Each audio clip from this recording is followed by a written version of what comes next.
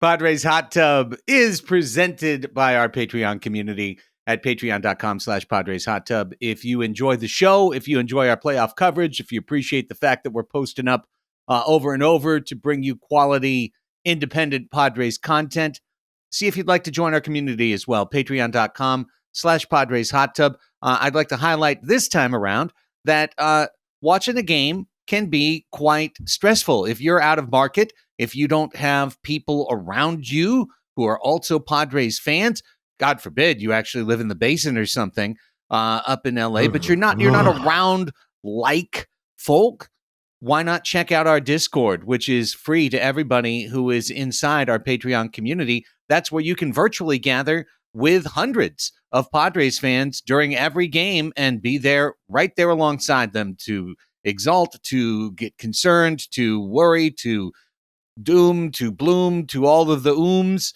All of it's available at patreon.com/Padres Hot Tub. What are the other ooms, though, Chris? There's definitely boom, the boomies. I also want to point out that we are on so many continents. We just had a new patron join from Germany. We've got North America, South America, Europe covered. I know we have folks in Asia. I saw a penguin with a Padres Hot Tub t-shirt on. I don't know if he's actively listening because we don't have the data for that yet, but penguin in t-shirt sighted. That's so cute that you're dressing up your stuffies now, but I appreciate that. We all get nervous during the playoffs, and however you need to relax, I get it. Come join the community, patreon.com/Padres Hot Tub.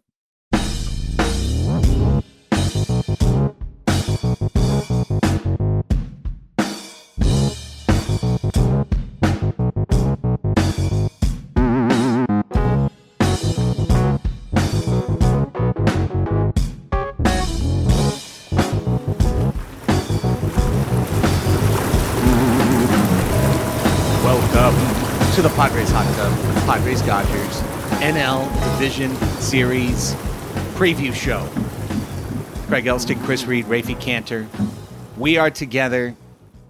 The Braves are in the rearview mirror. The Padres got the job done. If you missed any of our coverage, we did live post-game shows after Game 1, after Game 2. We did a preview of the previous series, and now here we are for the series that, I don't know. Let me start with this, gentlemen. What was your level of certitude that this playoff series would happen over the course of the year, that Padres-Dodgers was the destination that this season would get to? Depends on which month you talk to me. But July on, 98%. I think when we clinched the season series against them, that sort of felt like an inevitability because at that point we were in the middle of our big stride. We were heating up, and we did something against them we hadn't done since, what was it, 2010? Since we won the season series? That sounds right. Yeah. So that alone felt like, okay, these teams are on a collision course in a way that they previously had not been. What about you, Craig? Yeah. At some point in August, when you realized how good this Padres team was, I honestly thought it was going to be a play all the way through the division thing, where it started with the Diamondbacks and then went on to the Dodgers. And then there was kind of a squishy moment in the final 3 weeks of the season where it was like, maybe the Phillies are going to move into the 1 spot. Is there a possibility that the Dodgers get pushed down? Obviously the Padres could have won the division and taken the 2 spot. But there was a little bit of a wiggle to that allowed me to think, would it be better to face the Phillies, a rested Phillies team in the DS as opposed to a rested Dodgers team in the DS? And then I would immediately banish that thought and say, stay in the present, clear eyes, full hearts, worry about the team in front of you, figure it out. So now that we're here, it feels like it had to be. It started against these guys in Korea. Our first preseason game this year was against the Dodgers in Arizona. And now we will face one another in the playoffs. And I do not want it to be a bookend situation where our last game is against the Dodgers. I want those to be our next games as the Padres face the team with the best odds to win the World Series, the LA Dodgers, the team with the best record in the major leagues, and the team with home field advantage through the World Series. Despite some things you might have seen on social media, guys, LA, which also, by the way, spent $1.3 billion on their roster in the offseason, they are the favorite. They are the favorite Yes. in the series. Yes. We talked about this a little bit with John, and I got some of the same stuff from my LA friends that kind of like, oh, Padres are the better team right now. And it comes from a weird place within that fan base of like trying to make the job harder for them, weirdly. And I get it, because the job has seemed very, very difficult for Los Angeles, and every year that was a full 162. But it's just a weird thing, man. I don't really get it. Like, Shohei Ohtani had 9.2 B-WAR, and before you get on me, Raphie, for using weird statistics, I saw the judgment before you even judged it. F4 is 9.1. So, like, you don't Sounds better to me. It is. Yeah. So you're saying we have a chance. Sounds like B-War is Dodger loving. Seems like it to me. Oh, no. I mean, the numbers are clear. Hoisted. Okay, Here sorry. I am. Sorry to cut you off, Chris. No, you're good. Just up here in a petard swinging around. The thing is, like, you aren't an underdog with that guy at the top of your lineup. I know the pitching staff's hurt. I know they've had some things not go their way. Hey, it's the playoffs. Things aren't going the Padres' way either. So Las Vegas and the money people have a lot invested in the Dodgers. So that could be keeping those numbers floating down, trying to balance it out with Padres money. I don't know. It's a weird argument for the team with the highest payroll in sports, who like tries to sell itself as like the prestige organization. So why try to cast yourself as a part that you are not suited to play? There's a lot about the Dodgers, like, and specifically like the fan base mentality that I find fascinating. Famously, when the Dodgers win their games, Randy Newman's "I Love LA" plays at Dodger Stadium. And I didn't know this, but it's actually a satire about yuppies in LA. Yeah. It's kind of like a self-own. Randy Newman rocks. Like, I don't want to interrupt you, Raphie, but Randy Newman rocks. Anyway, I just thought let that color one part of it. The next thing I want to say is that Doug Stanhope in the 90s and 2000s, when the Yankees were really good, had a joke about how, like, being a Yankees fan is like going to the casino to a blackjack table and like rooting for the house to win.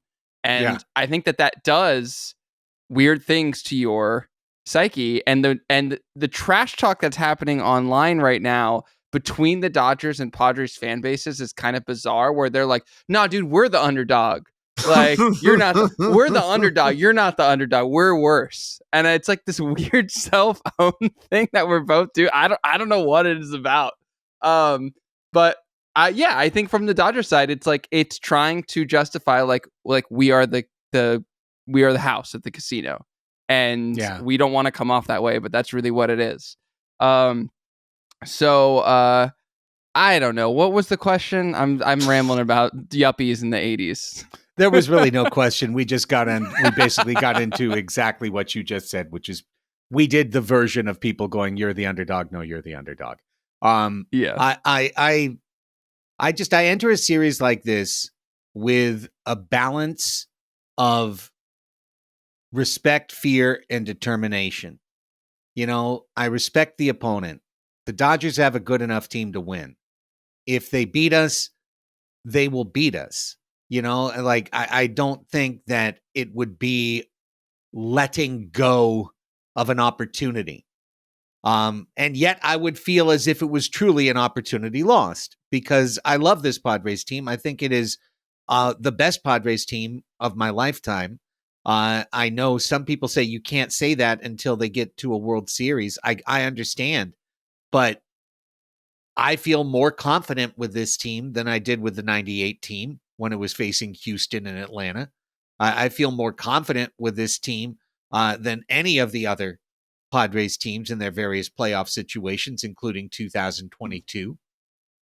So with that said, you respect him, but just like Shohei Ohtani said to his Samurai Japan teammates going into the WBC final against Team USA, we know the quality of the opponent over there.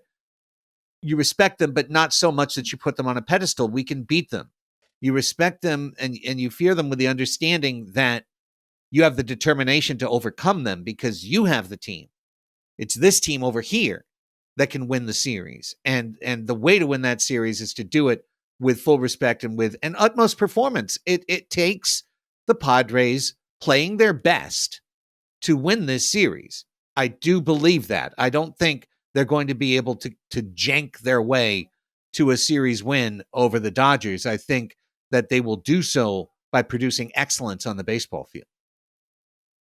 We've seen the Padres win that way a lot this year, taking advantage of mistakes and whatnot. I don't think the Dodgers are beyond making those mistakes with kind of the patchwork lineup they've thrown together. And yes, that lineup's hitting a bit better, but the Padres are going to have to do the same thing they've done all year in taking advantage of those mistakes. That said, coming into the series, the Dodgers hitters are a little bit hotter. And I, for one, would be absolutely stoked if Shohei Ohtani walked, 2 to 3 times a game in this series. I don't know if I agree. But what I would be stoked on is if we honored the win condition that Letters to AJ laid out in one of their pieces a couple weeks ago, whenever we played the Dodgers up in LA. I guess that was like only a week ago or something. Yeah. I don't know. Time is a flat circle. But the win condition against the Dodgers is you have to get their 7th, 8th, and 9th hitters out. You cannot give them free passes. When I went to the and Chris, when we were all there with Dave and Go Pods, and we all went to the Wednesday Dylan Cease game that the Padres lost 4-3. And the critical error of that game in the bottom of the 5th inning was that with 2 outs and Shohei Ohtani on deck, Dylan Cease had a non-competitive plate appearance against Miggy Rojas, walked him in 5 pitches, and then Shohei came up and hit a double to give the Dodgers the lead. Yeah. So we cannot make mistakes like that again. We have Cease coming up again on on Saturday. And so he will have a chance very quickly to right that wrong. But like you said, Craig, like the 1 through 6 of this order is a beast. Like it just is. There's no good. Much in the same way that I think that the Padres order is a beast and, doesn't give you a lot of opportunities. So therefore, you have to respect them and hit them where it hurts in the 7, 8, and 9 spot and make their stars perform. Let's get to the biggest news, of course, that came out of yesterday, which was that Joe Musgrove not only came out due to elbow tightness, but then revealed afterwards, in a very raucous locker room, potentially, 20% oversharing, that he has been struggling with something for a little bit now, and that in particular, his week leading up to this start, he struggled through discomfort over the course of the week. Obviously, he pitched pretty darn well until it all deteriorated extremely quickly. It put certain things, like as Gennaro said on our last show, the way his 7th inning unraveled in LA a week ago Thursday, and the 10-pitch, 7-hit stretch against the Giants. And it makes you wonder now, given that the Padres always, and I'm not ripping them for saying this, I'm just saying the truth. They always lie about their injuries. They'll always hold and withhold things like a pitcher not feeling his best. as he's trying to compete out there on the big league mound. That's what they should do as an organization. So now I have a definite concern for the future of Joe Musgrove that I need to shelve on the immediate sense, because the Padres are, on their warship right now out to sea. There's no time, to worry about something else in the future. So Musgrove will not be selected for the division series. We can first just start by all agreeing on that, right? Yeah, of course. Yeah. I mean, if he is, I don't know what the hell they're doing. Because the odds of him pulling a Clevenger and going out there and pitching 14 strong pitches, and then the 15th is coming in at 88 miles an hour. Yeah. And he's going under the knife in the offseason. Do we think we're going to get a tweet about the sound of the glove popping in the bullpen before that happens? Raphie, I am 100% positive that if the Padres want to spin a Superman story about Joe Musgrove, that there's a half dozen or more people I know very closely that will grab that thing and run so hard and just take it and will not accept another word to the contrary. He's really done well. I mean, he's a boss, like Musgrove's a boss. He's established his credentials, and if he wants to say he thinks he can pitch, a lot of people will say that. I'm not worried about it a week from now. God only knows. If he can, all I care about is effectiveness in the playoffs. So if he wants to turn up, with spaghetti noodles falling off of his arm and turn in shutout innings, is that cool. what the new surgery is that they were going to announce? I think so. I saw a freeze frame on Twitter of the new triple Tommy or something, and it looked like spaghetti noodles. I like a mesh deal. I like it. Yeah, you mesh the spaghetti. Don't burn the pasta is a key to success. Nonetheless, okay. So, yeah, no Joe. Good news. Padres have 3 perfectly fine starters. You go Cease, you go you. King's waiting for game 1 at home next Tuesday. I think, as we said yesterday, there's certainly a tactical argument to be made to pitch King on 4 days rest in game 2 if you lose game 1. But that's not what the Padres are going to do. They're going to pitch you in game 2. They're going to pitch King in game 3. So now I want to ask about game 4. The most obvious choice is simple. You put Martin Perez on the playoff roster. That'll probably happen no matter what. Yeah. But I'm going to give you 4 options. Martin Perez starts and acts as a starting pitcher. So we're pitching to his level of effectiveness and fatigue. We're hoping he goes 5 innings, 6 if things are incredibly good. Martin Perez.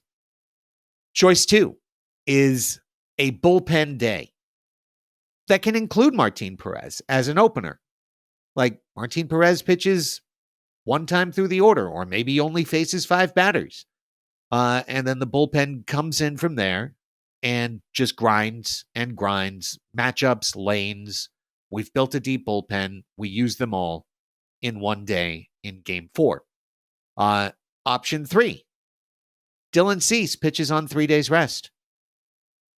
If the Padres are up 2-1, if the Padres are down 2-1, Dylan Cease pitches on 3 days rest. Option 4, pull one of the other dudes out of a hat. Make an argument for me that Randy Vasquez or Matt Waldron could start that game. I don't think they could. So, what do you guys think? Well, I'll just put some cold hard facts out there for you. Yeah, did you pull up the Martin Perez against stats by any chance? No. I only did the first 3 games. We'll get to that in just a little bit. But I do have stats right now on Michael King and Dylan Cease in terms of pitching on short rest. So Dylan Cease has never in his career thrown on 3 days rest. So let's just start by saying that. However, in his career, pitching on 4 days rest or 5 days rest doesn't really make a difference. He's actually been slightly more effective on 4 days rest. So do with that what you will, but he's basically been the same pitcher, 4 days rest, 5 days rest, or 6+, all in the mid to high 3s in terms of ERA. Michael King, on the other hand, is a different story. Michael King has thrown on 3 days rest twice in his career. He has a 3.86 ERA in those 3 days rest. However, the sample size is 4 2/3 innings. So I don't really know that you can draw anything conclusive from that. But he didn't go very far in either start or either appearance. I'd say that. Yeah. I believe that this is in the context of being on the Yankees and being an opener. So that's probably why it was considered that. 4 days rest versus 5 days rest, very different story for Michael King. So whereas Dylan Cease is basically the same pitcher on 4 days rest or 5 days rest, on 4 days rest in 92 2/3 innings, Michael King has a 4.18 ERA. You bump that up to 5 days, and in 110 innings, he has a 2.61 ERA. Wow. So he's a way more effective pitcher when he gets his full rest. He's also been getting tons of rest lately. Yes. Yeah, and I would also say he's been pitching very effectively through the second half while the Padres engaged in a system designed to trim an inning and add a day wherever they could because of his transition to full-time starter. So there could be a tiny bit of noise in there performance-wise because he's pitching great and this was the plan they were using. But I think the point is nonetheless taken that King on game 3 probably maximizes his window of effectiveness. Yeah. And for what it's worth, Martin Perez only has one career start against the Dodgers. He went 6 innings, but he has a 6 ERA. He went 6 innings. He gave up 4 earned runs. I got his stats pulled up against the individual guys, and it is not very pretty. Mookie Betts has got a 1.2. Teoscar Hernandez has a 1.8. Freddie Freeman has a 2.1. You're talking OPSs, right? I'm talking OPSs, yes. Yeah. So there's some guys who hit him extremely hard in the LA lineup. Well, that said, Craig, I would really be interested in seeing how much Adrian Morejon had pitched in the previous games before making that decision. And if I had him, Yuki, and Estrada rested, I would feel a lot better about a bullpen day. But the likelihood of having all 3 of those guys, ready to try to get through that lineup a couple times isn't very high. So you guys convinced me last night, and I know Randy splits against left-handed hitters, and I don't want that. It's not an appealing option. So I would tend to go with the veteran guy who at least will go up and pitch the hell out of a game, So I think I want Perez starting. I think, the more I think about it, I do think that Martin Perez is just a golden matchup for LA. Mm-hmm. Like kind of exactly the kind of pitcher they want to face. And the kind of guy they grind into dust, because Martin Perez is the kind of pitcher who does not want to give in to you in the middle of the plate because he usually gives up a homer per start when he makes a mistake over the plate. And so he doesn't want to add to his mistakes by giving in and putting more challenge pitches up there. And as such, I could imagine him walking the farm against Los Angeles and praying, and us watching bases loaded, praying for a double play ball. Please, Teoscar ground into a double play. Please, Muncy ground into a double play, because he's walked everybody. I would also imagine a world where he could cutter in, grinder in, get some ground balls and fly balls and grind his way through, as we said, the lineup once. If you give him exposure to the lineup twice, he's guaranteed going to give up, runs. Yeah. In play, comma, RUN apostrophe S and parenthesis. So I think here's what I really come down to. Situation. Ideal, win in 3. Hey. Get to game 4 up 2-1. Engage the Perez plan. Yeah.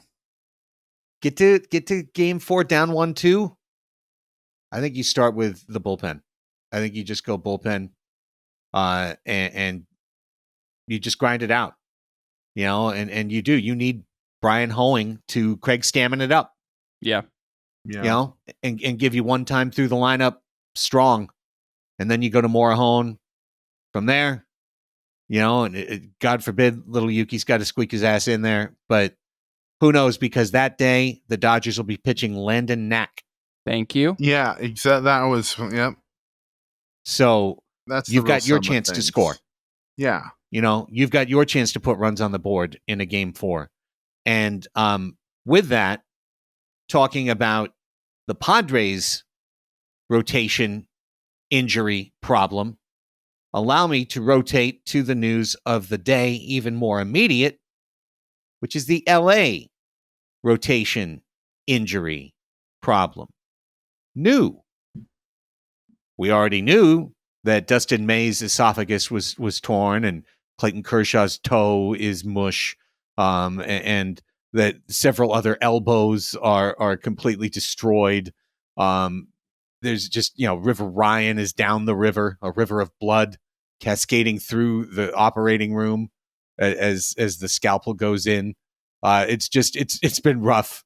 Emmett Sheehan listening to Ed Sheeran just in sadness in a corner because his elbow hurts. Okay, now you're getting too dark. Gosh. I was just trying to keep bridge too far. Emmett Sheeran, Ed Sheeran, bringing in the Ed Sheeran to Emmett Sheehan's Okay, it's life. a good start. Good time to stop. and now you have Yoshinobu Yamamoto, who just came off the injured list himself, has had 4 starts and a grand total of 16 innings in those 4 starts. And he has been moved into the number 1 starter spot for LA because Jack Flaherty, who has had his own decline in velocity issues, has been pushed back to game 2. This after not the manager, but the general manager of the team, Brandon Gomes, made the announcement the day before that Jack Flaherty would start game 1 and Yamamoto would start game 2. The Dodgers come out the next day, flip-flop it, and say the reason they're doing it is because they want to line up Yamamoto with extra rest to start a potential game 5 at Dodger Stadium. This is fishy as shit. Mm-hmm. Yeah. Sounds like a real disorganized, chaotic front office. I mean, gosh, they need some cohesion. Well, no, they're just lying. Just like every organization lies. They're lying. Flaherty's hurting. And I don't know, guys, that he's 50-50 to make the start on Sunday. The first thing you do is you flip-flop him. Yamamoto is a fragile lily right now. This is a guy that they're trying to get through 5 innings if they possibly can. And they need maximum rest for him to even start twice, period. So the idea that they were going to start him in game 2 is because they needed Flaherty to be their horse. That was the logic behind Flaherty starting game 1, is Flaherty's their horse. He's the one who can give him 6 innings. He's the only guy on the team right now that can reliably give him 6 innings. You can't count on Buehler. You can't count on Knack. Those guys are going in 3 and 4. Yamamoto, you can basically guarantee he won't go 6 unless the Padres decide to show up that day and go 15 up, 15 down.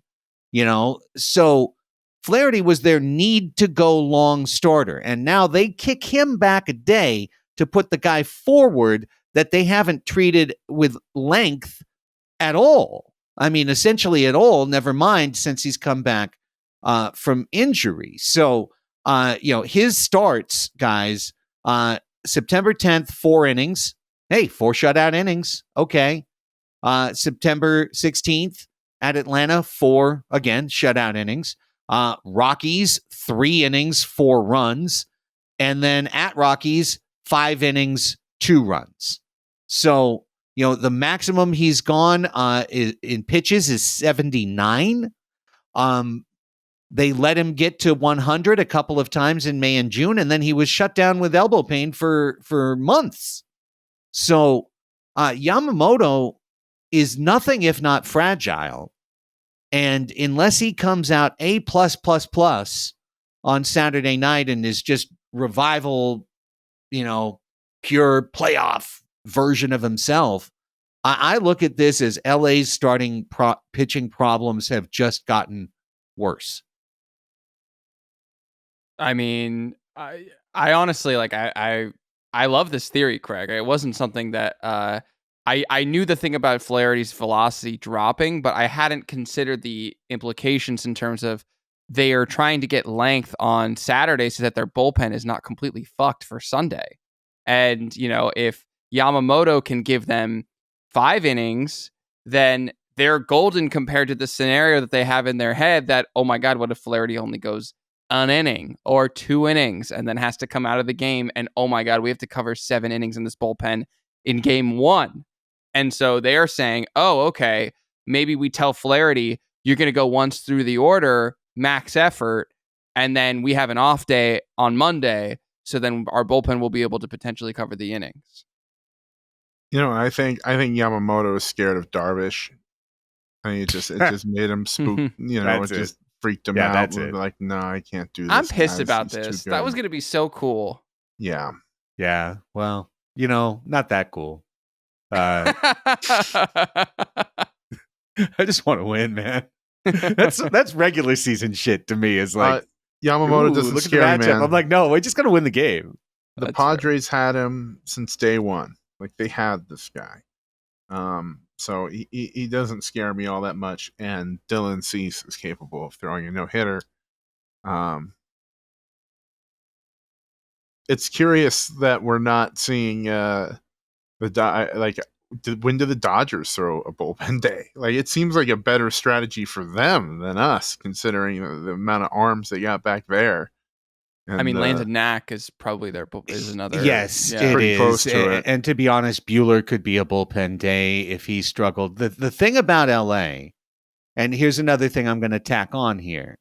And I heard Woodsy say this today, but I agree. He's right, and it's something I know from the past as well. The Dodgers will pull their starter at the first sign of trouble. Yeah. They will always panic pull the starter. They've done it throughout the Roberts, Friedman, Mark Walter era. It's unless that starter was named Kershaw, they pull the starter. They would pull a guy pitching great if he's up to 80 pitches in the 5th and he lets on a runner or two. They're going to take him out because they know that the numbers say that the fresh 102-mile-an-hour arm that they've got in the bullpen, statistically by the odds, is going to be more likely to get the out than the pitcher's 84th pitch. It's the way they operate their organization. It did work in 2020. Dave Roberts used 7 relievers in Game 6 of the World Series against the Tampa Bay Rays to win that game that day, but including one of his starters in relief. It's, again, I say that and in that aspect once again of you respect, you understand what it is with the determination to overcome them. They do have a barrage of incredibly high quality arms in the bullpen. So that's what they use, I believe, gentlemen, to mitigate what I perceive to be, and this is a partial transition, the biggest advantage in the series for San Diego, which is that their 3 starters on balance, top 3, should hold a statistical edge over the 3 starters for LA. The way the Dodgers mitigate that is they say, yeah, but I'm going to just pull our starter. And then your advantage is gone. Now it's your starter against our bullpen. Yeah, which further rationalizes moving Yamamoto to game 1. Right. And I mean, looking at the Dodgers bullpen, they have some really knockout lefty arms in Vesia and I'm looking at the wrong stat. Never mind. Vesia is the only good lefty arm that they have. Yeah, I mean, he's been really good. He has a 1.76 ERA. But Kopech has obviously been great since he's come to the Dodgers. Treinen's been really good this year. Phillips has not been as effective. Padres legend Daniel Hudson is available for them. He has a 3 ERA this year and 63 innings pitched. Basically, their entire bullpen, with the exception of Vesia and Anthony Banda, are righty power arms. So, the most of which is Kopech. I just want to point out that Vesia, like in a video game where you can't shoot the person on your own team, he has that for the San Diego Padres, being from Alpine. So he's mitigated as well, just because he has that video game buff of not being able to hurt the Padres. Okay, hang on, because now we've opened a can of worms, because Kyle Higashioka is from Huntington Beach. So where do you place that in, like, technically, geographically, that is closer to Los Angeles. So now we're wading into kind of scary territory here, Chris. I just don't know if we want to. I would just say, like, how more often is a person from Alpine going to say they're from San Diego than a person from Huntington Beach going to say they're from Los Angeles? They're never going to say they're from Los Angeles. They're going to be like, I'm from Huntington Beach. I think Huntington Beach. But I think Huntington Beach is geolocked from buying tickets to Padres games. So I think that makes them in LA. I can do this for hours. I have so many. Orange County is fascinating to me. It is I don't know how many people we have in Orange County, so I'm going to keep my opinions to myself for now. But it is like, I have social theories, everything. It's just, yes, exactly. The Dodgers just imported this dude, Edgardo Enriquez, who has 5 strikeouts in 3 innings. Kopech, 24 innings of 9-hit baseball, with a 0.7 whip for LA. And somehow, some way, and it really does piss me off, they have somehow conjured 34 innings of 2.6 ERA pitching out of Brent Honeywell. But he's hurt. Is he not? Oh, really? Brent Honeywell hurt? Well, no way. Let me double check that. Let me fact check No, he myself. is hurt. He's on the 15-day IL. I do think he was possessed by some sort of ghost, and that's what placed him on the IL. I believe the official designation was a cracked fingernail on the last day of the season. So it sounds a little spooky to me. That's wild. Do you guys see a bigger advantage for San Diego's team over LA than their advantage in the starting rotation? Yes, I think. Yeah, what is it? Dude, I think AJ going out and putting the bullpen he had together enables the Padres to protect early leads against this lineup. Like, yes, it's a terrifying lineup, but look what happened with the Braves. The Braves had their lineup go off in the way they wanted to do, but the Padres have managed to put together a big inning, and the bullpen fortifications were just enough. And I think LA has the edge of the lineup slightly, just because they're number one, and I hope the Padres do a great job of mitigating him. They have in the past. They didn't in the last series, but they have in the past.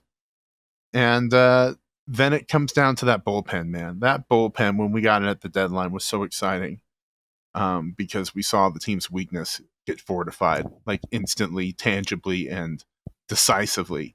So that's where I think it is. Like, I know the Dodgers also have a really good bullpen, but just to have the way the matchup works out, Padres have the decided advantage over the starters. If you look at the Vegas lines, you're picking the Padres starters every day.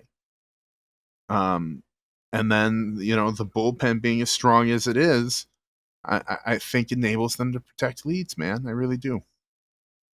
Yeah, I mean, I think one thing that we constantly gloss over when we talk about how good the Padres pitching has been is that they don't really walk a lot of guys. They were ninth in walks per 9 overall as a team, but when you isolate that to the bullpen, the Padres were the 3rd best team in the league with a 2.91 walks per 9 ratio. Why is that effective? What do we know about the Dodgers? They're finicky. They like to work plate appearances. They like to make people throw them strikes. Well, the Padres don't have a problem with doing that. In fact, they've been quite successful while doing that, while being aggressive, while pounding the zone. So I think that's a way in which the Padres match up well against the Dodgers, is that The Dodgers, they are a war of attrition, especially that 1 through 6 in the lineup. They're going to take a lot of pitches. They're going to try and be selective. I think that that's a place where the Padres, again, this is maybe the theme of the podcast, respect the opponent, but also we have the stuff, we have the talent to beat them. And I think, especially with our bullpen, like we have 4 or 5 guys in that bullpen who I feel really confident, if they are confident in their stuff, use their full cough Suarez cough arsenal and attack their opponent with it, that they will do well against the Dodgers. So that's where I think we have the advantage. Okay. And yeah, I mean, I definitely would like to see that as well. I do agree that the Padres, at the bare minimum, both these teams had an arms race with their bullpen because, I've said before, I thought Kopech was not going to be a great pickup for them because he's always been kind of meltdown prone. And, hopefully I was just delayed right. Yeah. And the meltdown is coming this weekend if he ever gets into a game, which hopefully he never does other than trailing for a 2-inning appearance in game 3. There we go. If we're going to do any manifestation. But if the biggest advantage for the Padres is on the mound, whether it's the starting rotation or, as Chris said, shut down bullpen, what's the biggest disadvantage that the Padres have against the Dodgers, and what's the biggest disadvantage the Dodgers have against the Padres? I think the biggest disadvantage that the Padres have is that of their they don't have any lefty starters, really. Unless you want to count Martin Perez, but that like the Dodgers lineup on its face from like a platoon standpoint matches up well against the Padres. They have 4 lefties in there, pretty evenly spaced out. And I mean, yeah, I guess you can just kind of zoom out larger and just say like the Dodgers lineup is just really, really good, and there's just no relief from it. But like, really, there's one spot that you can kind of tactically try and attack them, which is that when their 1, 2, 3 are up, you can bring a lefty in, and assuming that Freddie plays and assuming that Freddie's healthy, but assuming it's Shohei, Mookie, Freddie, you're gonna want to bring in Tanner Scott at some point, specifically once the lineup turns over in those games. Yeah. Yeah. So, but other than that, there's literally not really a place that you can like tactically kind of bring people in. So I would say that's a disadvantage for the Padres. Disadvantage for the Dodgers, I don't know. You're gonna have to come back to me. I have to think about this. If you guys want to go for that's absolutely fine. I mean, the only disadvantage the Padres have, to my mind, is that they don't have a freakish alien of a man wearing number 17, hitting 50 home runs and stealing 50 bags and, completely taking over games at some point. Now, they have guys who can do that, but 9 WAR guys, like, that's like when I went to the game Wednesday night with Raphie and Dave and some of our other patrons, Shohei won that game. He took it over because, like Letters to AJ and Raphie alluded to, they didn't give him nobody on the bases to work with. They gave him runners to knock in, and he did it. He hit a ball 117 miles per hour that night. If you look at the Dodgers' 50 hardest balls hit of the year, it's Shohei for 49 of 50 of them, I want to say. Teoscar's in there, but he's a monster. And I know the Padres are going to get creative with dealing with him, but he, like, you talk about respect. I respect their lineup. Their starting pitching's a mess. The Padres can exploit it. They can take advantage of it. The only person on the Dodgers who they're not going to exploit or take advantage of is Shohei Ohtani. I do have my place where the Padres have the edge over the Dodgers, aside from the obvious, which is the rotation, which we've talked at length about. Right. I take our 7-8-9 against their 7-8-9 every day of the week, and that's Cronenworth. We're gonna go through that. I don't know when we want to do the head-to-head stuff. I know we're getting towards kind of the end of the show, but like Cronenworth is like, numbers have been pretty bad against the Dodgers I was like looking at I was doing like head-to-head pitching matchups, like who are the best guys against a pitcher and who are the worst guys. And like Cronenworth has shown up against the Dodgers pitchers quite a lot. But even given that, Cronenworth, Solano, Higashioka, and the odds that they are going to set the table for the top of the lineup, I like way more than the Tommy Edman, Gavin Lux, Miggy Rojas vibes. So that's what I would say, Craig. And Raphie, just real quick for you, Craig, I just want to say Higgy hit 8 home runs in a month earlier this season and has 3 in the past week or so. So, I am here for Higgy having his moment in the playoffs, just to be clear. I think the objective correct answer is what Chris said. It's simply that in a short series, we can talk about every single thing, and we're doing it. We're literally going through the exercise of talking about every single thing. And then one player can just win just by being a supernova, and sometimes it's an out of nowhere player, like from my childhood, Jeffrey Leonard for San Francisco, hit 4 homers in a playoff series and just won a series by just coming up and homering every time. When Barry Scott Bonds Brocious. Right. Yes. When Barry Bonds was locked in, in 2002, but so Shohei can be that. And if Shohei's first postseason, Joe Davis, I can just hear him fucking screaming all this stuff. Superhuman, can you believe it? His first season is. I'm looking forward to a long week of Jesse and Tony. Can't wait for that. But if that's to be, that's to be. I exalt the team. I accept the result. But Fernando Tatis Jr. has an ability to mitigate that advantage by also being a fucking superstar. And he's got a near 2,000 OPS for this playoff already. He's already met the moment twice. He's already walked twice, for God's sake. So Toddy has the ability to shorten the superstar gap. And that's why I look more to the nature of what LA does well. I was just kind of flicking through some of the StatCast, team v team stuff. And when you look at barreled baseballs this year, LA is 3rd in the league in barreled baseballs. The Padres are down to 18th in that. When you look at it by percentage, they're 3rd and the Padres are 22nd. Well, I mean, look who they have hitting leadoff, and look who we have hitting leadoff, I understand. No, I do. I absolutely do. But just the thing that Raphie brought up, the Padres' ability, especially in relief, to not walk hitters. That's such a huge thing. I've brought it up twice on the radio this week. Mike Schiltz, preseason, take everything, give nothing. And a huge element of that is walks and strikeouts.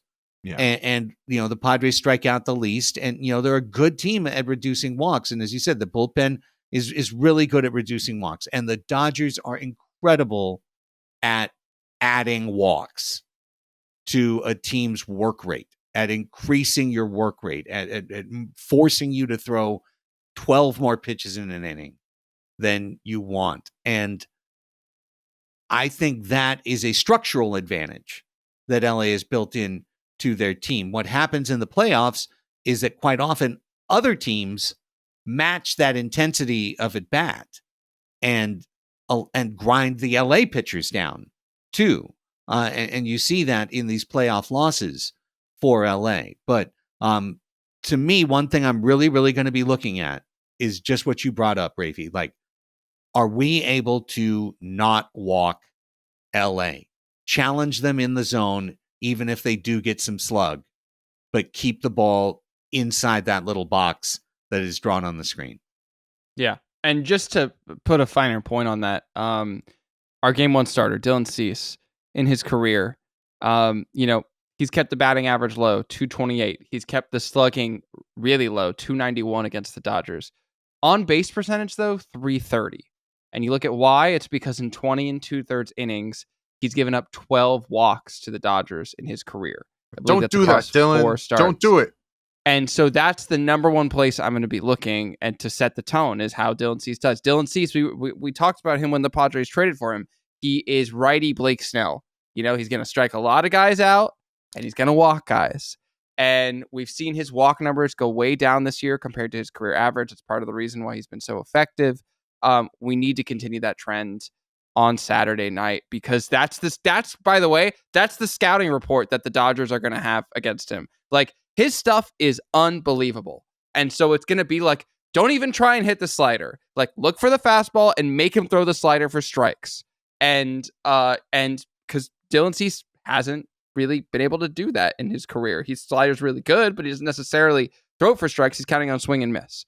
So that's where I'm going to be looking out for, Craig, is making Dylan Cease throw strikes, and if he will deliver.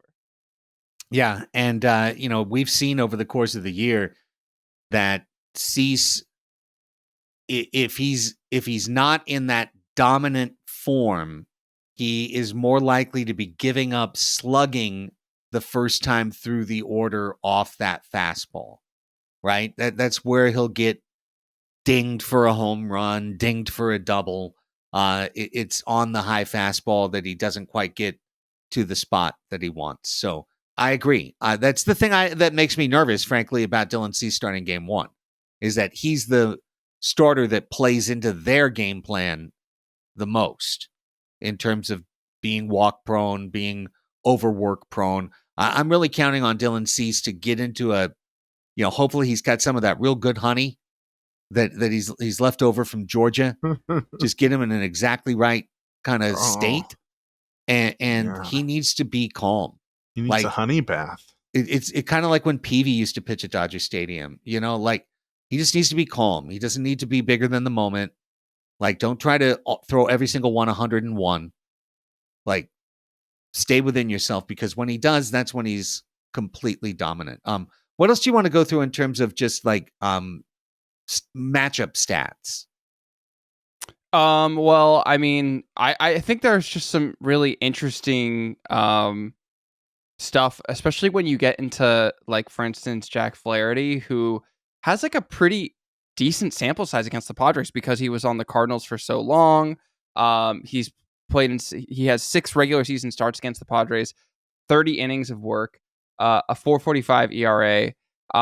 But I think the thing that's really notable is that Fernando Tatis Jr. has a 22.14 OPS against Jack Flaherty in 7 plate appearances. But even taking out that sort of ridiculous number, Profar and Machado both have, smallish sample sizes, 11 plate appearances for Profar, but a 14.55 OPS. Machado, 16 plate appearances, 1,000 OPS. And Jack Flaherty is also one of 2 Dodger starters, the other being Walker Buehler, to have thrown a playoff game against the Padres. He threw during the COVID season, he pitched for the Cardinals. He pitched in game 3 that the Padres ended up winning. But he went 6 innings and only gave up 1 earned run. Credit, if you guys haven't looked at the list already, do you guys know who he gave up that earned run to? No, I read it, though. I read what you said. Chris, do you know? I don't. He was a fan favorite. He had a lot of leadership. Oh, no. Hey, he led him to a series win there. Yeah. We'll take that for 140 fucking million. Yeah. We'll take it. So the other Raphie, thing that, in there, the one that I saw that liked is, not only is Yamamoto afraid of you, Darvish, but according to your numbers here, I mean, Shohei looks like he might be a little timid against our guy too. It's only 5 plate appearances, but that's the thing. Like, the other significant sample size of all these matchups is like, okay, look, Walker Buehler has been fucking incredible against the Padres. Like, no shit. Like, he played some really bad Padres teams for a really long time. He has a 1.80 ERA career against the Padres in 75 innings. 1 playoff start, 4 innings in the 2020 NLDS, 2.25 ERA on that, 8 strikeouts that night. David Peralta has actually the largest sample size against Walker Buehler of anyone. He has a 605 OPS, which I thought was really interesting that he's been so poor with the matchup being the way it is. Tatis has been incredible against Walker Buehler. Machado's been okay, 742 OPS. But we have some weaknesses really in our lineup. Jake Cronenworth, 461 OPS career against Walker Buehler. Profar, 237 OPS. Donovan Solano, this one was the most shocking to me, only a 100 OPS in 10 plate appearances. But the thing that was really surprising as a, piece of good news is just how good Yu Darvish has been against the Dodgers in his career. Like, I know Yu Darvish is a good pitcher, so that shouldn't necessarily be all that surprising. But in 91 and a third innings in his career, he's only given up a 539 OPS to the Dodgers, a 227 ERA. Mookie has a 680 OPS. Freddie Freeman has an 848, which is obviously really good, but Max Muncy's at 537. Will Smith is at 584. Shohei in just 5 plate appearances has a 400 OPS against Yu Darvish. So I think for all of the do we pitch Michael King on short rest, or do we have Yu Darvish go? Yu Darvish has been really good against the Dodgers. So I mean, looking at these numbers, it did make me feel a little bit more confident about that. Chris? I'll just never forget the Goose Game, man. Darvish versus Kershaw. Yeah. I live for a great in-person pitching matchup. And, that one kind of disappointed. It didn't quite live up to its potential, but you steadfast the whole game, got the clutch strikeouts when needed. Just somebody that you really trust with the ball in their hands in the big game, especially in LA. Very interesting that in those numbers, I mean, I know Cronenworth got the double off Yamamoto in game 2, so at least he's got a hit there, but he's really bad against Flaherty, and he's really bad against Buehler. Is now the time to sign Brandon Belt? You know what? You guys are right. We should trade him. Good call, Craig. I'm kidding. I'm just Good kidding. point. I'm kidding. Valid in point. case somebody's trying to clip that or use it on Reddit against me or something. No, I'm kidding. But boy, Cron has actually kind of been a little bit. Hopefully, he finds his way. This is it. Give him the dagger. Show him the dragon. Yeah, but here's the thing: he's not hitting fifth. He's hitting 8th. If he struggles, 7th or 8th. Yeah, 7th or 8th. If he struggles, then go out there at first and make some plays, dude. Go out, or I'm sorry, at second, of course, because that's song. But he's gone out there and held his own playing that position, and he can do that every game. All right, let's talk about one big other thing, and then I want to hear kind of a hidden thing that you're looking for in the series, and then we'll wrap up and explain why we're not going to all waste your time by making a prediction. Although I think John Gennaro's Padres in 6 is holding for this 5-game series. But Freddie Freeman torqued his ankle pretty darn bad last week against the Padres. And while they're going to play coy by Saturday, it's not just the question of can Freddie Freeman play against the Padres. I think there's a pretty good chance that Freddie Freeman can play against the Padres. However, in the years especially that I've spent close to sports teams, there is such a gigantic difference between the hard work a trainer can do to get someone able to play and them being able to play like themselves, play to their ability, as opposed to just being there. You can be there, but can you be yourself? And if Freddie Freeman can't be himself, and especially if Freddie Freeman plays as a reduced version of himself, one that does not hit for great average or power and becomes kind of an automatic double play if he grounds the ball with runners on base, well, that's a huge swing in the favor of the Padres. And of course, if Freddie Freeman is Willis Reed out there and is, cranking home runs and doubles with a swollen ankle, obviously it swings for the Dodgers. But the health and status of Freeman, who I count, but like when I'm thinking about Dodger advantage, I'm thinking about 3 incredible hitters at the top of the lineup. Point of fact, Mookie wound up at an 850 OPS this year, not upper 90s, not MVP level. Freddie didn't have his best year, but you know what these guys can do. You know what their bat path shows. You know what their swing ability is. They're guys you're afraid of. But if Freeman isn't himself, hey, that's big. It is. Like I would love to not have Freddie Freeman's bat in the lineup, and at any level, at his 65%, I don't want him in there making contact in a clutch situation when another guy might miss the ball. I'll hope this continues to break in the Padres' way. All right, hidden factors in this series. Can be a person, can be a theme, can be a thing. I got one. Defense. Absolutely. I think we first of all on our side, we got Xander Bogaerts at shortstop. How is that going to hold up? But I think from a advantage standpoint, the Padres' outfield defense is pretty incredible so far this season. We've seen. They're going to be able to limit runners advancing from first to third, the strength of their arms, especially in the corner outfield. And the Dodgers, they're playing Max Muncy at third base, and we've seen how that goes. And then just adding on to what you said, Craig, like if Freddie Freeman is physically playing first base or not physically able to play first base, either way, like if he's playing first base at a reduced capacity or it's not him doing it, then the Dodgers will be depleted in some way over there. Also small note, but Tommy Edman's playing center field for them, and he's a great athlete and he's a great defender. But I mean, that man was an infielder for basically his whole career. I know we have someone on our team who was an infielder. So is Jackson Merrill. So yeah. So I mean, yeah, exactly. Stones and glass houses and such. But I think defense can be a sneaky factor. What about you guys?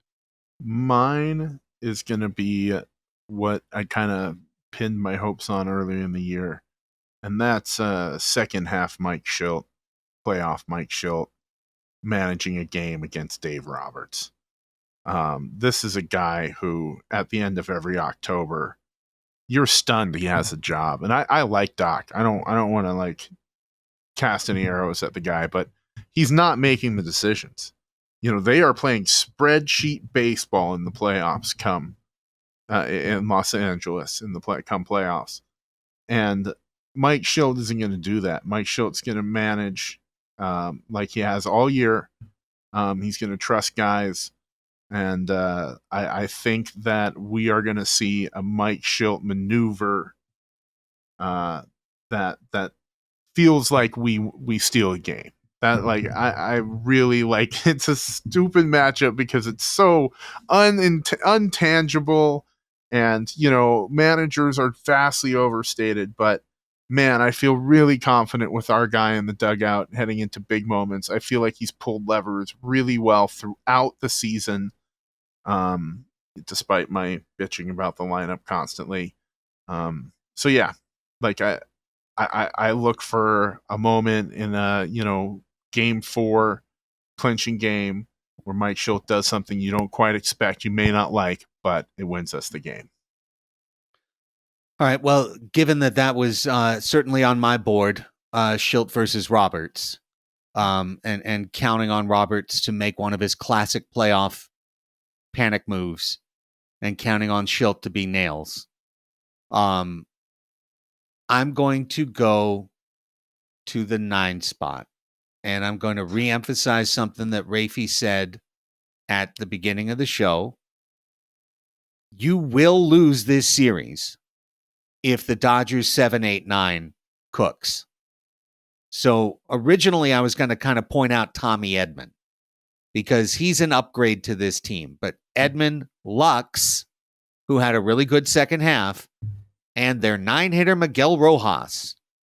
It's a way peskier 7-8-9 than the Pahez, Kike, Chris Taylor 7, 8, 9 that the Dodgers rolled out a good portion of the summer. Edman having a huge series is a fucking problem because he will be cooking for those guys leading right to Shohei. By the way, I've got the perfect idea to keep Freddie healthy for the Dodgers. Just let him DH for the series. Yeah, it's a great idea. Hey, they can have Shohei play first base for a little bit. I mean, look, I don't see what the problem would be. Get that ankle on the field, boys. Yeah, or bring in Teoscar to play first and let Shohei roam the outfield. Or just don't play Shohei. Let him stand aside for the good of the team for one of his teammates because his teammate needs the DH spot. He can focus on his pitching rehab for next year. Yeah. I mean, these are all thoughts. They're just thoughts and ideas. All thoughts and ideas are good, is what I was told. You can take them, Dodgers Blue. Take them. Okay, but enough of them. What about our 9-hitter? What about when Kyle Higashioka gets locked in? Do you remember what happened the last time Kyle Higashioka got locked in this year? It was home runs for 2 weeks straight. Yeah. I mean, it really was. It was the whole bit of like, well, I was promised 10 home runs and I've got 3, 4, 5, 6. I was promised 10, 7, 8, 9. Oh, he got 11, 12, 13. Like, and then, of course, when it shut down for a while. But he found it in the LA series. Kyle Higashioka could homer again. Yeah. And Miggy Rojas probably won't. Probably won't. He might get an obnoxious single or a walk. But, like, Higgy actually provides bomb down there. You know, so Solano, obviously, is it going to be 4 hits hot? I mean, when he is, well, amazing. Cronenworth, what you got for us, baby? You know, but Higgy, 9 spot, hidden factor, secret bomb. Like, when Higgy Bank deposits are made, it's just great news for the San Diego Padres. So that's my hidden factor. He already popped, so it's like not as hidden, but still hidden. Doesn't matter. He can homer 4 straight games, and people still like, who's this guy? You know, look out, arises on deck. And then, boom, Higgy Bank. So there it is. Okay. This would be the point in most preview podcasts where they would offer a prediction.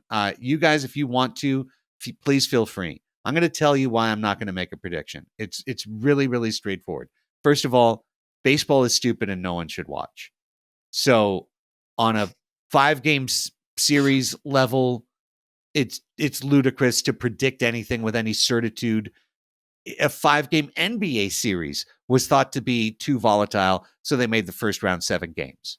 Okay? So prediction, to me, pointless. It's just a matter of showing your fandom. We host a Padres podcast. Like, what am I going to do? I think the other team will win. That's why Padres in 6 is so perfect. Yeah, Padres in 6 is exactly right. So I don't think there's any point in making postseason predictions. I really like this Padres team.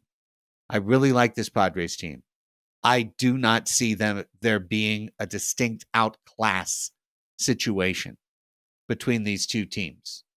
And I think this is going to be one hell of a series. Yeah. We don't get to go, like, historically, as Padres fans, we don't get to watch this type of baseball all that frequently. And I love baseball. It's an amazing sport.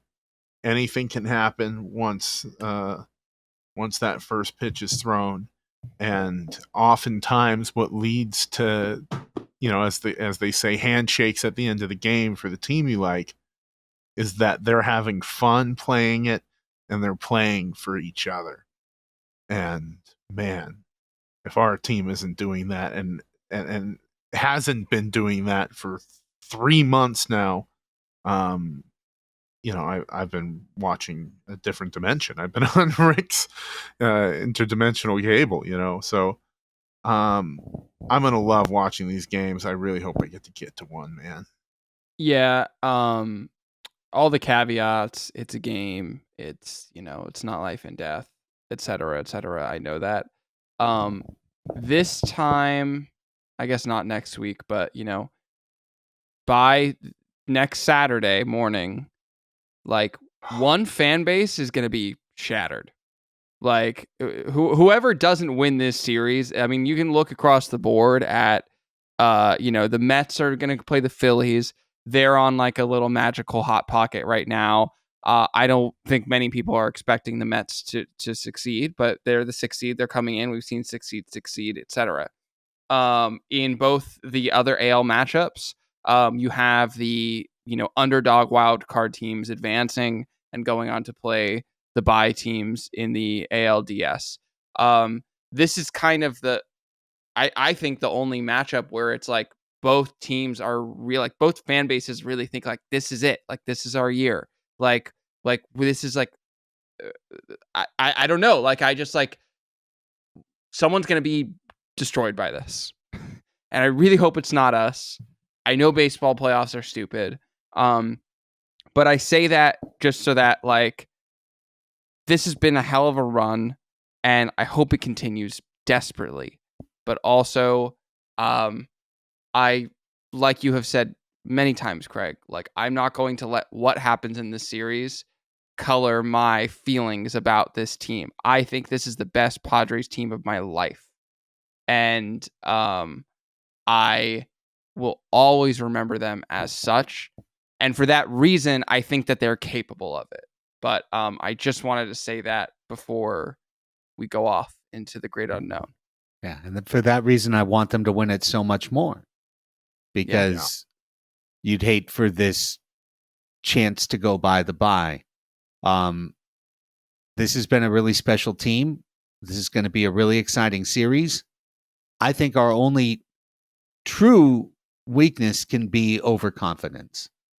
And I mean that like as our collective, as our group collective, because we all need to get our minds right to make sure that the karma train plays our direction. Like, don't be overconfident. Just be confident. Like, Padres have a good team. Padres have a good team. They're going to face a good team. They're going to face, I think, the best player in the history of baseball in Ohtani. Who's ever done what he's done? Nobody. He's insane. It's his first playoff. We get the first crack at maybe putting a tiny stain on the veneer. Yeah. If he could maybe not have a good 4 games, for God's sake. Letting him know what it's about.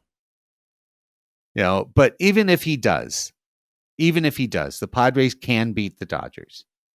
And we've got studs that can go off too. And this team rises to face the Dodgers. They do. They absolutely do. They've been ready for this. This team was built for this moment. So let's go get it. Fucking up the dads.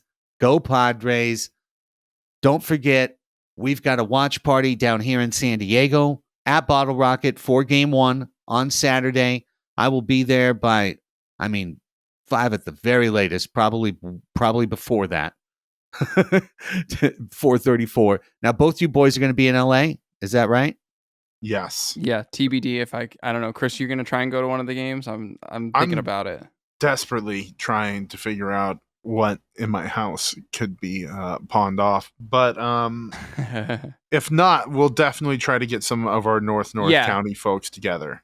If you're a patron, patreon.com/PadresHotTub, and you are in our Discord, there is a channel called North County. That is where we plan our stuff north of Camp Pendleton. So if you're in that vicinity and we'll do something, we'll get together. There are plenty of sports bars, obviously, that will be showing the game. So pay attention and we'll do something up here. Cool. And then after Game 1, with the requisite amount of time needed to get from watch party to laptop and recording studio, we'll be on with a live Padres postgame show, Padres Hot Tub postgame show on our Discord with our patrons. So if you'd like to be a part of that and you're listening to this on Friday or Saturday for Saturday night's show, patreon.com/Padres Hot Tub. Get in the Discord, and not only can you listen to the show live, but you can be a part of it as well. So looking forward to that. We'll do it again on Sunday. We'll do it again on Tuesday. I've got tickets to the game on Wednesday for Game 4. Awesome. Hopefully for the second straight series, I cannot use my ticket because it wasn't needed because the Padres won all the games in front of it. Yeah. That is my dream. And I'll just kick it around and go, well, maybe I'll go to an LCS game instead. I do not mind that one little tiny bit. So let's see what happens. Until then, for Chris, Raphie, I'm Craig. Fucking up the dads. Go Pods. Let's go.